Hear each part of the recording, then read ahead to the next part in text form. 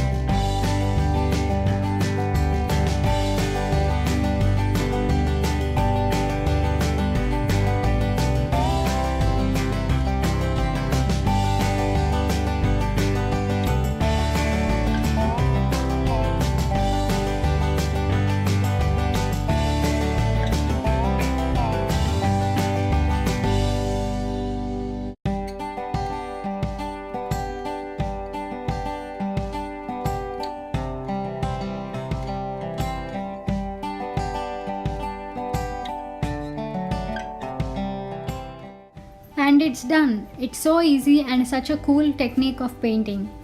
You could create your own designs and patterns using your own choice of colors. That would be so much fun. So I hope you all enjoyed today's episode. Please hit that like button and share my videos with your friends and family, and also subscribe to my channel Absolutely Creative for more interesting videos.